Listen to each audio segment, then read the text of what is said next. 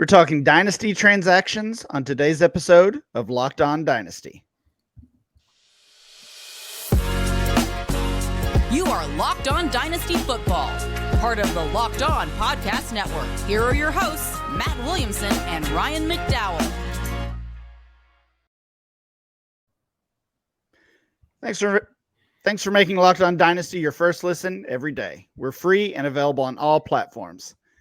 Today's episode is brought to you by Ultimate Football GM. To download the game, just visit ultimate-gm.com or look it up in the app stores. Our listeners get a 100% free boost to their franchise when using the promo Locked On, that's all caps, in the game store. Welcome to the Locked On Dynasty Football Podcast. I'm your host, Ryan McDowell. You can follow me on Twitter at RyanMC23. Joining me, as always, is Matt Williamson. Find Matt on Twitter at WilliamsonNFL. Matt, how's it going today? Going all right. Busy. How are you? Seems like these holiday weeks are always harder. They're a challenge for sure. Yeah. And it seems like they're going to be a challenge for some NFL teams as well. We've got, of course, week 16 action is essentially bumped up a day with most of the games on Saturday. And we're getting lots of reports about players missing practice, potentially missing the game on Saturday or a few on Sunday. So it's going to be a challenge for those of us still in fantasy playoffs in our dynasty leagues. That's what we're here to talk about today, though. It is Tuesday. We're going to talk about some dynasty transactions. And Matt, we've skipped the waiver wire talk for a couple weeks, but we've got to get back to it because there's some big names, as I said, that may not play. And of course, that starts with the Eagles and quarterback Jalen Hurts.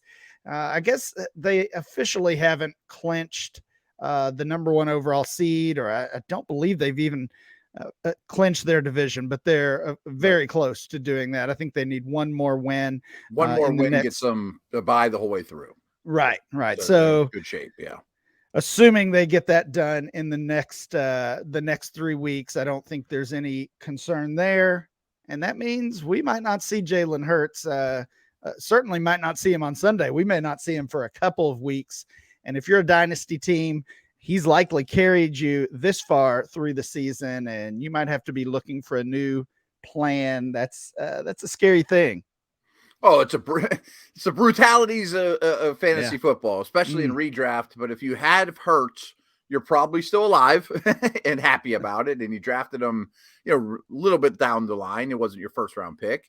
And now you need to find a replacement most likely. And you probably don't have a great number two on your bench. And you're right. I mean, how much will he play? I mean, do the Eagles want to wait all the way until the second round of the playoffs till he touches the football again? And the interesting wrinkle is next week they play the Saints. Who cares about that? Well, the Eagles do because they have the Saints first round pick. So you want to give the Saints a loss. Nice call. Yeah. How about that? Yeah, it's a tough one. Of course, Gardner Minshew is although we haven't really seen him much this year, very capable backup. Gardner Minshew is the perfect player to add right now for any dynasty team. We talked about free agents, upcoming free agents last week, I believe, and Gardner Minshew is one of those. So whether you need him to fill in for that Jalen Hurts spot, or if you just want to grab him as he potentially lands a starting job this offseason, Gardner Minshew is the perfect player to add. If you're in a one quarterback league, I'm going to assume he's still out there. Matt, I'm in a super flex league, still in the playoffs. I've got Jalen Hurts on my team. Actually just traded for him a couple weeks ago. That makes it sting even more. Gardner Minshew already gone in that league, so I need to figure that one out. But if you're in a super flex league, might be rostered in those single quarterback leagues, he'll be available. And as I said, would be a good pickup regardless of your situation. I think he might be startable right from the bat.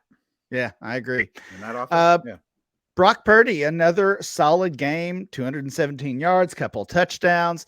This is back-to-back good starts for Purdy as San Francisco did clinch their division. Are we concerned yet about Trey Lance and his future? I mean, how far does Purdy have to take this before it becomes a real debate? I don't think it's there yet. I don't think it can happen. to be honest with you. I mean, there's so much has been invested in Lance. There's a big plan there. I mean, I think you talk about it if he takes the Niners to the Super Bowl. Maybe we'll discuss it then. I mean, to me, it's just too much of an investment, too much talent in Lance, too much of a plan to get away from that.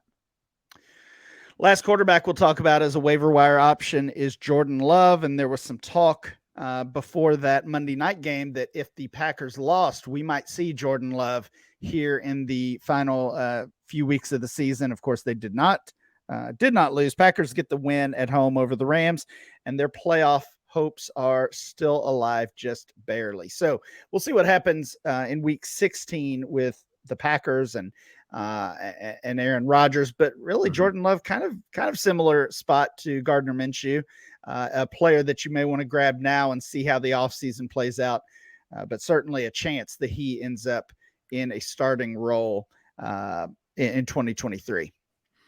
Yeah, I mean, at some point he's going to get a shot somewhere, and he has first-round pedigree, so maybe it's week 18, and he does something for you, and he shows a little bit. He's a real tough one for me. Yeah, the Packers still are going to have to make that decision on his option, and if they don't see anything from him, that's going to make that an even more difficult decision. More and more, I think Green Bay's just going to run it back with Rodgers and try to win again. I mean, and maybe move Love. Yeah. The running back news of the week was tough, similar to the Jalen Hurts news, actually even worse than the Jalen Hurts news, because Jonathan Taylor in the first week of the fantasy playoffs goes out on the first series, did not return. It was Deon Jackson and Zach Moss doing most of the work there for the Indianapolis Colts in that Saturday game that ended up being such an epic comeback for the Vikings. Both Jackson and Moss played well. We learned later following that game that JT would miss the rest of the season. He's on the injured reserve. So if you've made it this far with Taylor's up and down season, you won't have him the rest of the way. Unfortunately, Jackson and Moss are the waiver wire targets here. Although, I mean, you don't feel good about starting either of those guys. That's a problem. Yeah. In the playoffs, you certainly have to be desperate. Deon Jackson ends up with 55 rushing yards, caught one ball that was for a touchdown, and Zach Moss 81 yards on 24 carries. So it's likely going to be a committee. They want to run the ball, but you've it's got not to a be very good desperate. offense. Yeah, right. I mean, they're useful if that's all you got. Of course, if you just lost Jonathan Taylor, you certainly might be desperate. Marlon 2 Mack points from him last week. You might not still be alive. Yeah. Oh, no kidding. Marlon Mack is the pass catching back in Denver the rest of the way. Mike Boone lands on the injured reserve, and Marlon Mack ends up with 37 rushing yards and a touchdown, caught 4 balls for 26 yards. So, he's going to get some garbage time numbers again. Yeah. You'd have to be in a rough spot, but if you're grabbing somebody off the waiver wire at this point in the fantasy playoffs, you already know how desperate you are. Royce Freeman for the Texans, he ends up being the starter with Dameon Pierce on the injured reserve, or not the starter, but the basically the lead back for that Texans team. Yeah, 51 yards for him. And Joshua Kelly is going to be one to watch. He scored a touchdown last week, and Austin Eckler banged up that shoulder. Seems like he's going to be good to go, but that's another one. If the Chargers lose this week and their playoff hopes get even further away, we might see Eckler miss that final week of the fantasy season, which would be another tough one. Yeah. Right now, the Chargers, though, are in the driver's seat to get a playoff spot. And do we know that Kelly would just take it all if Eckler went down? That's my issue there, Yeah. It's tough to know with the Chargers offense, honestly. And I think in a lot of ways, Austin Eckler has been successful in spite of that offense and that coaching staff. I agree. Matt, when we come back, we'll talk about a couple of wide receivers to look at, and we're going to do a dynasty value check on some players that have really been hot over the past month or so. Yeah, folks, I'm pretty psyched about this new sponsor. It's called a mobile game called Ultimate Football GM, which is trust me, right up my alley. I mean, since I could crawl, I've been wanting to be an NFL GM and manage a football franchise and build a team and draft and all that good stuff. And if that's for you, then this game is definitely for you. So manage every strategic aspect of your team, play through the season, and lead your team for glory. So what you have to do is you have to hire the right coaches and coordinators. You get to trade players, which is a blast. Make draft picks, which we know all of us love. Navigate your franchise through free agency and the draft and all the ups and downs of the season. All this in a challenging and realistic game world. Ultimate Football GM is completely free and playable offline. Play on the go as you want and when you want to. So this is what you do. Locked On Dynasty listeners get 100% free boost to their franchise when using the promo code Locked On. That's all caps, Locked On, in the game store. That's Locked On to make sure you get it. So make sure you check it out today. To download the game, just visit ultimate-gm.com or look it up on the app stores. That's ultimate-gm.com. Ultimate Football GM. Start your dynasty today. Also have told you about Turo quite a bit too. I mean, Turo is the world's largest, car marketplace in the world, obviously. With Turo, you can book any car you want, wherever you want it, from a community of local hosts. They have a huge selection of vehicles for just about any occasion or budget. You get an SUV or a minivan for a huge road trip with your fam, or a pickup truck if you want to load it up with mulch and do work in the yard or whatever you need, or move, or even test drive an EV. I mean, it's a great way to test drive vehicles if you're thinking about buying something. So every trip is backed by liability insurance. Terms, conditions, and exclusions do apply. Forget boring rental cars and find your drive at Turo.com. Thanks for making Locked On Dynasty your first listen today. For your second listen, check out Locked On Sports Today. From the games that matter to the biggest stories in sports. Go beyond the scoreboard and behind the scenes with local experts and insights only Locked On can provide. Locked On Sports Today, available on this app, YouTube, and wherever you get your podcast. Matt, we're talking about waiver wire targets. There are some interesting ones, especially at the quarterback position this week. But let's move over to the wide receiver position. Chris Moore, another solid game, not quite as good as what we saw in week 14, but it's starting to feel like we might not see Brandon Cooks or Nico Collins anymore this season. Of course, the Texans, I think, are content to lose, even though they have been very competitive the past couple weeks against really some of the best teams in the league. Almost beat the Cowboys and went head to head with the Chiefs as well. But Chris Moore's probably the wide receiver one for this team the rest of the way through. It's crazy, but maybe you're right. Yeah, and I think he's 29 or 30 years old. Not any real dynasty value here, but again, if you're desperate for that fill-in wide receiver spot, he's a target. This next guy a little more interesting, Rashid Shaheed. We've not talked about him really at all, I don't believe, on here. The Saints rookie wide receiver, undrafted. The Saints have had a lot of trouble with injuries this year. Once again, Michael Thomas, third year in the row, he's kind of been dealing with it and missed most of the season.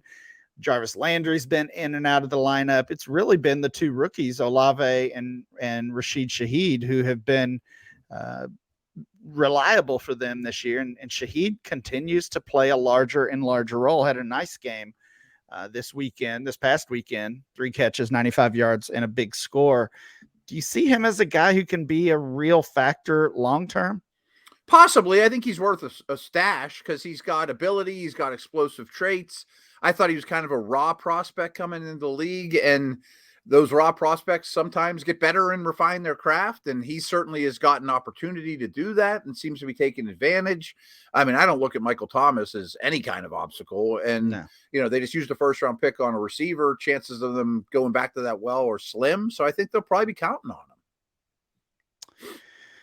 The Ravens are an interesting spot. We've talked about their offense recently and mostly not for good reasons, although it does seem like we're going to see Lamar Jackson back on the field this coming week. I certainly hope that's the case. We will not be seeing Devin Duvernay, though. This team has been hit hard with injuries. Obviously, Lamar's missed a couple of games. Rashad Bateman is on the injured reserve. He's missed a big chunk of the season. And this team was kind of relying on Devin Duvernay and Demarcus Robinson. We're recording this episode later than normal. And one little benefit of that is that we've gotten some information. And unfortunately for the Ravens, it's not good. Duvernay suffered a foot injury. They quickly placed him on the injured reserve and claimed Sammy Watkins off the waiver wire. So some big moves and notable moves from the Ravens. Duvernay is out for the year now. Demarcus Robinson, he's really been kind of serving as the team's wide receiver one the past 2 or 3 weeks anyway. So I don't know that his role changes much, but we could see Sammy Watkins play an immediate role for this team.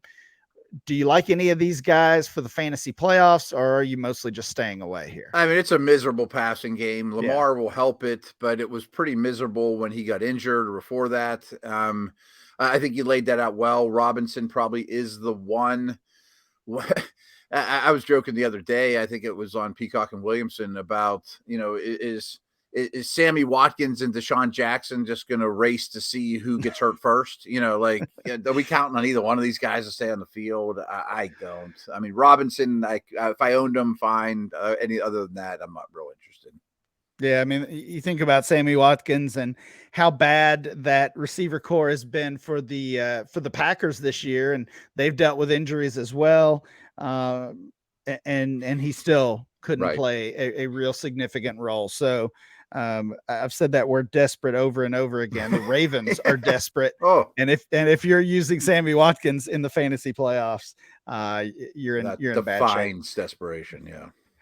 Matt, I wanted to ask you about this player, another guy we haven't talked about really at all this season, but a player that I'm interested in. I don't think he's on many waiver wires, so he doesn't totally fit this conversation, but I got to get your thoughts here.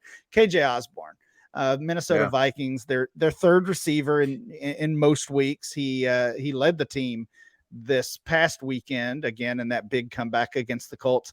Ends up with 16 targets, catches 10 of them for 157 yards and a touchdown. Really kind of got that comeback started early in the second half with the long touchdown, another couple long receptions, and really kind of fired that team up before Justin Jefferson took over, and Dalvin Cook as well. Adam Thielen not getting any younger. He's 31 already, I believe, maybe even older. Is Osborne going to be a guy that we could maybe start on a weekly basis next year, or do you look at this performance as more of a fluke? No, somewhere in between, I would say. Yeah, that's fair. That's a tough call because he's always going to see single coverage. So I bet he'll have some blow up days over the next couple of years, especially with Hawkinson now in the mix. But would it shock you? You mentioned Thielen's age. The Vikings' first-round pick could be a receiver. I mean, that wouldn't blow me away either. And then we'd be like, So he's useful. He's explosive. I think he's a good football player. That's not in a terrible situation. I just don't know that he's anything more in their mind than a third receiver, which with Hawkinson and Jefferson doesn't leave a lot of meat on the bone. Yeah, so he'll have those big games. Not likely as big as this one this past weekend, but he'll pop up with a big game here and there. But you're not looking at him as a guy you can rely on from a fantasy standpoint. No, I mean, he'd be more of like a bye-week starter, hope you hit type of guy, Yeah, that's fair. Matt, when we come back, we're going to take a dynasty value check on the Jacksonville Jaguars and a couple other players as well. I've told you often about Prize Picks. I'm a big fan. I've done quite well there, to be honest with you. And one of the things I like best about it is it's just me basically versus myself. I mean, the numbers they give you, they're going to go over or under. And the way it works, as I've often told you, is you pick between 2 and 5 players, and will they score more or less than their Prize Pick projection? And again, it's not a bunch of people you're playing against that can get lucky. It's just you versus these projections. And can you hit the number over or under? You can win up to 10 times your money on any entry. It's just you versus projections. Prize Picks offers projections in any sport you watch. Of course, I focus on NFL, but there's some, all the ones you would think, NBA and Major League Baseball, hockey, golf, all those good things. But World Cup. But if you were a WNBA expert or esports or women's college basketball, boxing, cricket, things like that. I think you'd clean up here, at Prize Picks. So entries are made in 60 seconds or less. So much quicker than that, honestly. Safe and fast withdrawals. They're operational right now in 30 states as well as in Canada. So please download the Prize Pick app or go to prizepicks.com to sign up and play daily fantasy sports. First-time users can receive 100% instant deposit match up to $100 with our promo code that's locked on. So if you put $100 in, Prize Picks will give you $100. You put in 50, Prize Picks will give you 50. So don't forget to enter the promo code locked on at sign up for instant deposit match up to $100.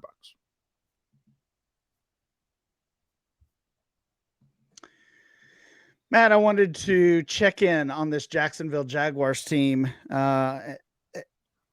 They've been one of the hottest teams in the league over the past couple weeks, winning some big games, playing close in some other games as well, and these players on offense are putting up major numbers. Trevor Lawrence, of course, it starts with him, and no real surprise here.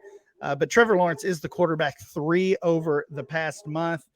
And you think about from a dynasty perspective, how high can we push this guy in our rankings?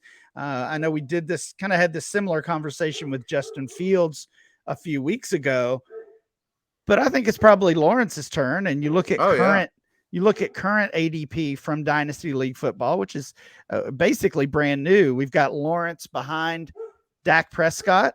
I think we're talking about a 6-year age gap there. I'm probably taking Lawrence. Yeah, I'm taking Lawrence over Dak. We've got Tua, another young quarterback who's playing very well. Lawrence versus Tua. You want Lawrence there? Okay. Yeah, I do. So we're pushing Lawrence at least to quarterback 9.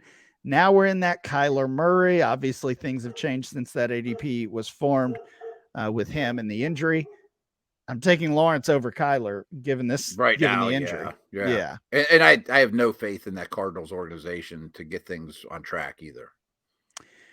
Okay, so we've got him up to 8, which I totally agree with. Above Dak, above Tua, above Kyler. Then it gets tough. Justin Fields, Joe Burrow, Lamar Jackson are the next 3 guys. I'm not there yet. Yeah, I'm not there yet either. But I think at the very least, we're talking about Trevor Lawrence as the quarterback 8 in Dynasty. And maybe he's in the conversation with those other players. I mean, honestly, if we push Fields there, maybe it's fair to push Lawrence that high as well. Mm-hmm. Not too shabby for late in your second year after a wasted rookie year. Absolutely. I don't know what to do with these next 2 guys because we've seen flashes throughout their career. I just don't know if it's too little too late. And of course, the first guy we have to talk about is Zay Jones. He's it's not just a 1-week thing. It feels that way after he had a huge game in week 15, but he's the wide receiver 4 over the past month. He is 27 years old. He's signed on with the Jags for a couple more years. Making good money, Calvin Ridley's joining this roster next year, so it's going to be some competition for targets. Wouldn't be surprised if they added another pass catcher there as well. Right. And we'll go ahead and throw Evan Ingram in the conversation. Looking at that past 4-week span, he's the tight end 1, the number 1 overall tight end, and of course, most of that coming in that week 14 game. Well, I would bet on Ingram over Jones. I have a little bit of a blind spot for Jones, and I recognize that. I don't respect his game as much as I probably should. The fact that they're giving him pretty good money indicates that they have big plans for him, and he's living up to it. Yeah. I do think Ridley will be the one. I think that they could use a day 2 pick on another receiver, but I think Ingram's in a real good spot. So you feel like Ingram would be a guy you're investing in this offseason as... Yeah. I mean, I forget exactly how our top 12 tight end ranks went the last time we did it, but... Well, he wasn't there. I know, but I was considering him at 12. I wasn't quite there, but I was considering him amongst, at the very end of that. Okay. Yeah, that's fair. And I'm with you on Zay Jones. It's been an impressive run for him. Mm-hmm. I'm giving more of the credit here to Trevor Lawrence versus Zay Jones or even Evan Ingram, honestly. Last note there is a lot of these young quarterbacks, like Allen finding Diggs. They focus in on a stud. I think it's really encouraging for Lawrence's production that he'll just take the open guy. Whether it's Kirk that week, Evan Ingram this week, Zay Jones your week, whoever is the tastiest matchup, I'm going to exploit it. That's advanced stuff. Yeah, good point. We talked about a quarterback, a wide receiver, and a tight end, all of the Jaguars. Let's fit a running back in here. No Jaguar here to talk about, but what about Jerick McKinnon of the Chiefs? The RB1 overall the past 2 weeks in a row, but he's 30 years old. He's going to be an unrestricted free agent. We saw Cordarrelle Patterson do this. Could Jerick McKinnon follow that same path and be a real fantasy asset in 2023? I mean, he's like a cockroach that won't die. I mean, he just keeps showing up and you forget about him for a month. And then, he has a couple of great games in a row. I would dump him as soon as I could, to be honest with you, at his age and not knowing where his next landing spot is. Yeah. And I do think Kansas City could be in the market for a very early draft pick running back. Oh, they can't do it again, can they? They can't take another first-round running back. I don't know. I mean, they can't be happy with Clyde Edwards-Helaire. No, certainly not. But no. I think they're pretty happy with Isaiah Pacheco, and especially at his cost of essentially nothing. Free. He was an undrafted rookie. So I don't know if they get McKinnon to stay around. They run it back with those two. It's worked pretty well this year. Yeah, I guess there's an argument for both. I mean, they could draft defense. But I'm with you. I don't see any dynasty value. Patterson did do it for the Falcons the past couple of years as essentially a 30-year-old breakout. Mm-hmm. But I mean, those are few and far between, and very unlikely that Jerick McKinnon is the next one to do it. Yeah, that's a tough road to bank on. That will do it for today's show. Please make sure you download and subscribe to the podcast on Apple Podcasts, Spotify, or wherever you get your podcast. Remember to follow the show at Locked On Dynasty. Follow Matt at Williamson NFL. And I'm Ryan, MC23. We'll be back next time with more Locked On Dynasty.